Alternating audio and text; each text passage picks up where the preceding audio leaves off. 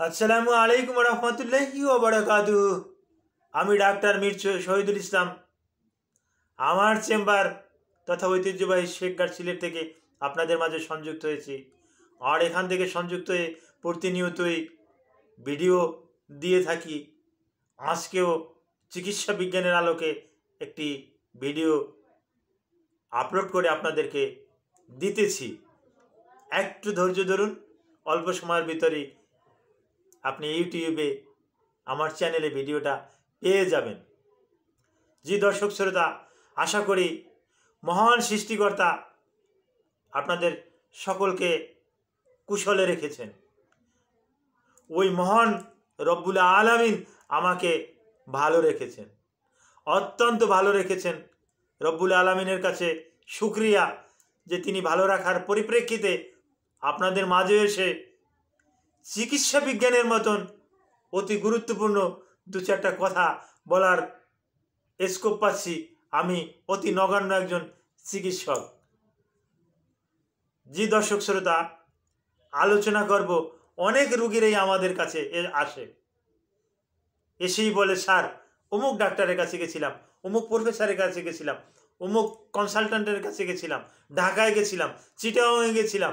তারা সবাই বলতেছে ব্লাডে আপনার ইনফেকশন, রক্তে ইনফেকশন, রক্তে সংক্রমণ।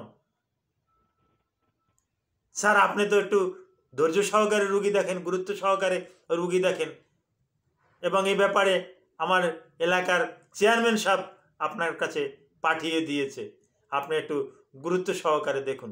আমি তো আপনার টিকিট নিতে পারি না, আমি তো আপনার সিরিয়াল পাই না, ওনার মাধ্যমে আমি আপনার এটা পেয়েছি, আপনি আমাকে একটু দেখুন। তখন আমি পূর্বের রিপোর্টগুলো দেখি, তারা ওই হোয়াইট ব্লাড কার্পার্সেল অর্থাৎ ডব্লিউবিসি, এটা স্বাভাবিক থাকবে 4000 থেকে 11,000। এই 4000 থেকে 11,000 স্বাভাবিক। এখান থেকে একটু বৃদ্ধি পেয়েছে, মনে করছে যে রক্তে ইনফেকশন। আরে না, পেডিয়াট্রিক পেশেন্ট যারা আছে, বাচ্চাদেরকে তো 4000 থেকে 15,000 পর্যন্ত স্বাভাবিকই। আপনি ওই রেফারেন্স ভলিউমের দিকে আপনি তাকান কেন, এটা ডাক্তারে বলবে। আবার অনেক ডাক্তাররাও আছে এটা বলে দেয়, এই এতটা ভয় দেখানো মোটেই ঠিক না। আর হোয়াইট ব্লাড সেল বেড়ে যাওয়াই মানে ব্লাডের ইনফেকশন না। আমরা আরও কতগুলো পরীক্ষা নিরীক্ষা দিয়ে একত্র করে তারপর আসে দেখি যে রোগীর জ্বর আছে কিনা, রোগীর অন্য কোথাও বড় ধরনের কোনো ইনফেকশন আছে কিনা, বড় ধরনের ক্ষত আছে কিনা, রোগীর সংক্রামক ব্যাধি আছে কিনা। যেমন সংক্রামক ব্যাধি বলতে টিউবারকিউলিসিস আছে কিনা, এইডস HIV পজিটিভ আছে কিনা, বড় ধরনের কোনো সমস্যা, লিভারের কোনো সমস্যা আছে কিনা, হেপাটাইটিস আছে কিনা, এগুলো একটু দেখে নেই। এগুলো দেখে নিয়ে তারপর আসে রক্তের আরও কিছু পরীক্ষা নিরীক্ষা করাই। তারপরে আমরা একটা সিদ্ধান্তে উপনীত হই। দেখি আমরা রক্তের লিম্ফোসাইট দেখি, রক্তের ইসোনোফিল দেখি, সার্কুলেটিং ইসোনোফিল দেখি, হোয়াইট ব্লাড কার্পার্সেল সত্যিই কি 11,000-এর উপরে গেল এটা দেখি। ইরিথ্রোসাইটিক সেডিমেন্টাল রেটটা দেখি, এটা কি 60-70-এর উপরে চলে গেল কিনা। এই ইরিথ্রোসাইটিক সেডিমেন্টাল রেট ইএসআর-এর উপরে অনেকটা গুরুত্ব দেই। এভাবে দিয়ে দেখি যে কোন পজিশনে আছে। যদি এরকমের হয়েই থাকে তাহলে ভয়ের তো কোনো কারণ নাই। হতেই পারে ব্লাডে একটু ইনফেকশন, হতেই পারে, বিভিন্ন কোনো কারণে হতে পারে, তার জন্য তো চিকিৎসাও আছে। এরকমের কোনো সমস্যা হলে আপনি আমাদের কাছে আসবেন, ঘাবড়ানোর কোনো কারণ নেই।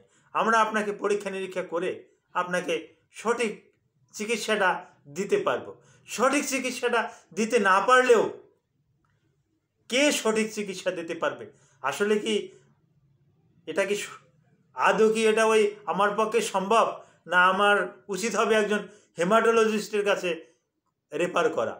যদি মনে করি যে না, হেমাটোলজিস্টের কাছে রেফার করার প্রয়োজন হয়, তাহলে আমিই আপনাকে হেমাটোলজিস্টের কাছে রেফার করব। আপনি তো হেমাটোলজিস্টের নামও শোনেন না, হেমাটোলজিস্টের সিরিয়ালও পাবেন না, আমি আপনাকে সহযোগিতা করব। হেমাটোলজিস্টের আপনি সিরিয়াল পাবেন, ওনাকে দেখাবেন, উনি দেখে আপনাকে সঠিক তথ্যটা দিবে। আরও কিছু পরীক্ষা নিরীক্ষা করে দেখবে যে ব্লাডের আরও কিছু ভয়াবহ রোগ থাকে, যে ক্যান্সার ট্যান্সার ইত্যাদি, আরও অনেক কত কিছু থাকে। হ্যাঁ, কতটা রোগের নাম বলবো, থ্যালাসেমিয়া, তারপর আসে ওই লিকুমিয়া, তারপর অ্যাপ্লাস্টিক অ্যানিমিয়া, আরও বেশ অনেক অনেক রোগ থাকে। এগুলা হেমাটোলজিস্ট স্পেশালভাবে উনি একটু পরীক্ষা নিরীক্ষা করে একটা চূড়ান্ত একটা সিদ্ধান্তে উপনীত হবে। চূড়ান্ত সিদ্ধান্তে উপনীত হওয়ার পর আপনাকে একটা ভালো একটা সাজেশন দেবে। কিসের টেনশন, কিসের দুশ্চিন্তা, আপনি হাসি মনে থাকেন, মনের শান্তি রাখেন, মন ভালো থাকুক আপনার, রোগ নিয়ে টেনশনের কোনো কারণ নাই। Thank you all.